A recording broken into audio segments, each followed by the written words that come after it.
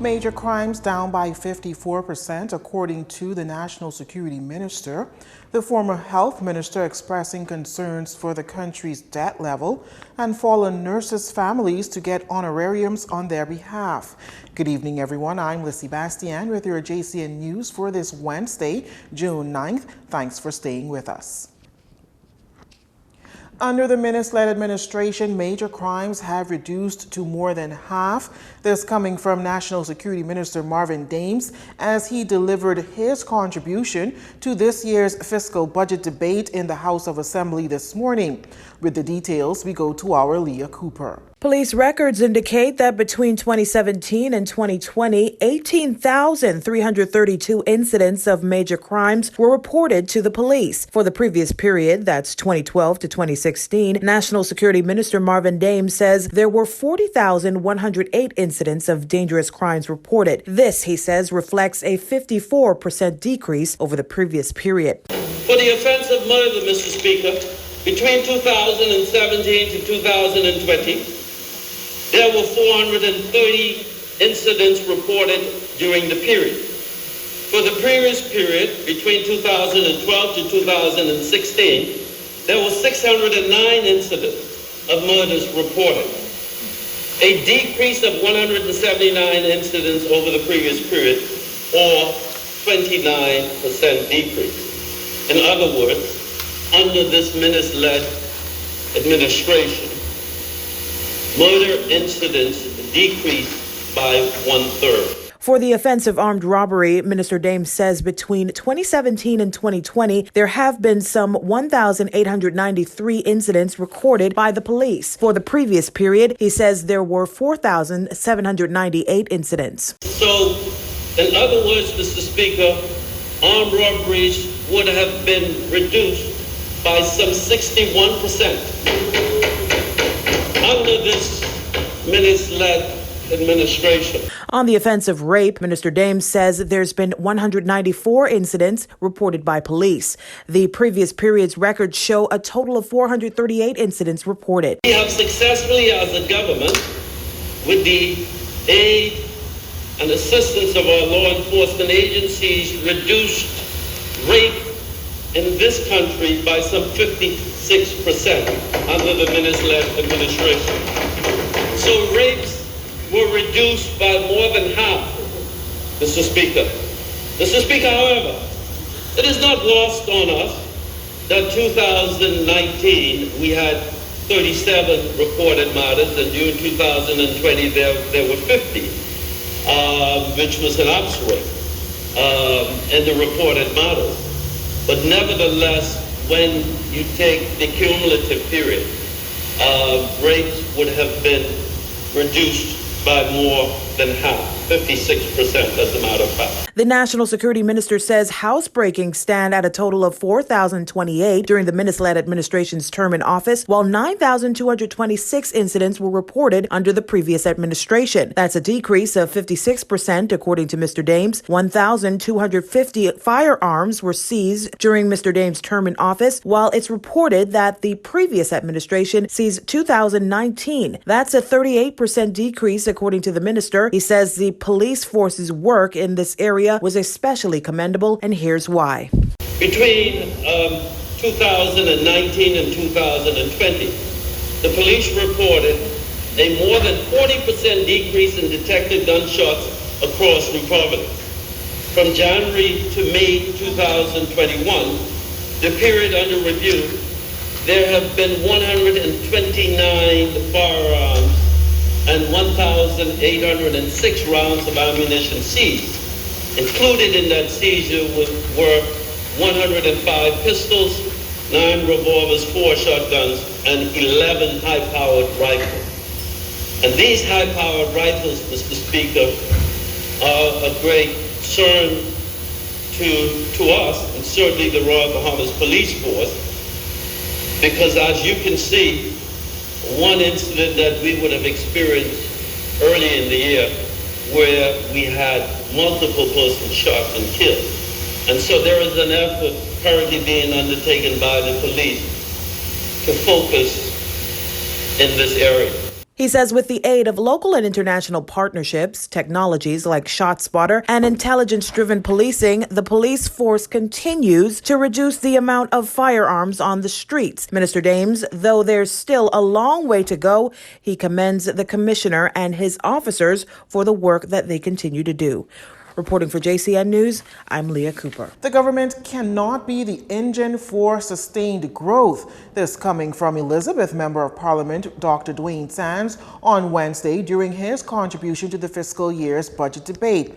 His comments come off the heels of expressing concern for the country's debt that continues to rise. Every year since 1974, successive Bahamian governments have spent more than they collected.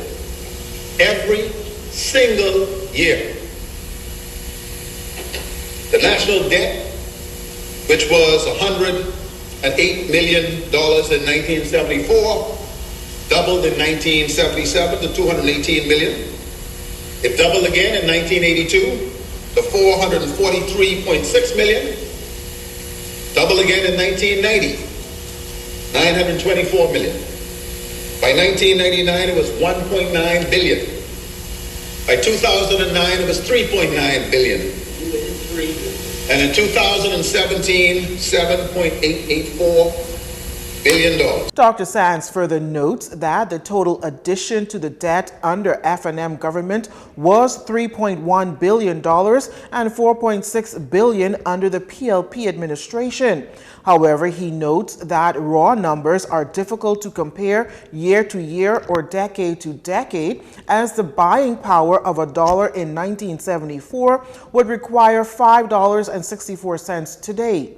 The best year in the history of the Commonwealth of an independent Bahamas was 2000, when the average percent deficit, or the deficit that year, was 0.8%, or a deficit of $7.8 million, with an expenditure of just shy of $1 billion, $958 million. The high will turn out to be 2020, which is a 44.3% deficit, or a total of $1.3 billion on an expenditure of $2.985 billion. From 1974 to 1981, the deficits ranged from 25% to a low of 3.1%. From 1982 to 1991, the deficits ranged from 24.3% to 2.9%, with an average of 11.9. You can write these numbers down. Something happened in 1992, and the deficits ranged from 14.1% in 1992 to 3.7% in 1994, with an average of 8.9%. Dr. Sands adds that from 1997 to 2001, the deficit ranged from 9.5% to 0.8%, with an average of 5.9%. He also noted that something happened between 2002 and 2006, causing the deficit to range from 18.8% to 6.9%, with an average of 13.7%. Then between 2007 and 2011, the deficit ranged from 23.209% to 11.5% in 2008, an average of 17.8%. The 2012 to 2016 era ranged from 28.5% to 11.5%, with an average of 22.5%. That era was noted for Hurricane Joaquin, with a $200 million cost to the economy, and Hurricane Matthew in 2016 with $580 million. And for the 2017-2020 era, Dr. Sands says if 2020 is excluded, the deficit over the previous 3 years would only be 15.5%. However, Hurricane Dorian exacted a total of $3.4 billion to the economy. He says COVID-19's total amount is incalculable at this time, but he's advised by financial experts that the total cost thus far is at least $3 billion. This, he says, is a sobering reality. That said, Dr. Sands says today is the time to start the road to resiliency and recovery and lock in fundamental reforms moving forward. And rather than just simply throwing stones, I'd like to make some recommendations as to what we should do. Let us acknowledge and book our total debt. Write it down. Let us, as the old people say, claim it. Find where the bodies are buried. At BMC, that's the Bahamas Mortgage Corporation. At BOB, the Bank of the Bahamas. At the BDB, Bahamas Development Bank. At Bahamas Air. At BPL. Let us look at our unbooked pension liabilities and write it down. All our accrued vacation leave. Let us speak openly about the state of the NIV fund and the challenged ability to provide benefits beyond 2028 or 2033, as the most recent actuarial reviews confirm. As painful politically as a national holistic come to Jesus moment will be, sugarcoating our current situation is not the way to go. He says after this fiscal year, the government needs to implement some belt tightening, starting with state-owned enterprises and eliminating the concept of a bottomless pit for money. Dr. Sands says if he were to criticize this year's budget, he would say that it does not, in plain language, acknowledge that we're in deep trouble. The Pan American Health Organization warning that vaccine inequity has created a two-track pandemic, that where smaller countries are struggling to return to some sense of normalcy. Director of PAHO, Dr. Carissa Etienne, reporting that though vaccines will eventually help to curb the spread of the virus, progress has been uneven. Today, we're seeing the emergence of two worlds. One quickly returning to normal, and another where recovery remains a distant future. And the differences are stark. Only one country, the United States, has fully vaccinated more than 40% of its population. Even countries that have had vaccination campaigns for months, like Ecuador, Peru, and Bolivia, have still only managed to protect around 3% of their populations. And this situation is particularly acute in Central America and the Caribbean. According to PAHO, just 2 million people have been fully vaccinated in Central America and less than 3 million in the Caribbean.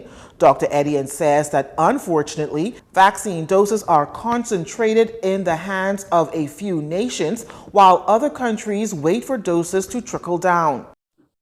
Although COVID-19 vaccines are new, the story isn't. Inequality has too often dictated who has the right to health. We can't let this happen again, and we know how. First, we urgently need to ramp up access to vaccines in the Americas. While we need more doses everywhere, the countries at greatest risk, where vaccines have been slowest to arrive, and even where vulnerable populations have yet to be protected, these countries urgently need more vaccines. The United States is set to donate 6 million COVID-19 vaccines to Latin America and the Caribbean. The Bahamas government is currently in discussions with the U.S., and vaccines are on track to be delivered by the end of this month. Shifting gears in crime news, police here in the capital investigating a shooting incident that occurred on Tuesday, leaving 2 men detained in hospital. We're told that shortly after 9 p.m., a group of people were attending a social gathering on Dean's Lane off of Nassau Street when a small vehicle drove up to the event and the occupant discharged several shots into the gathering. Moments later, 2 men discovered that they were wounded as a result. The victims were transported to hospital via emergency medical services, where they are listed in stable condition. Investigations into this matter continue. In other crime news, police on New Providence also arrested 3 males for possession of an unlicensed firearm on Tuesday. Preliminary reports are that shortly after 12 noon, officers from the operations unit were in the area of Sunrise Road, Gamble Heights, when they observed the occupants of a white Honda Civic who looked suspicious. The vehicle was beckoned to stop and 3 males exited. The officers then conducted a field search. This resulted in the discovery of a pistol and 7 rounds of unfired ammunition. The 3 suspects were arrested and taken into custody. You're watching JCN News. Stay with us.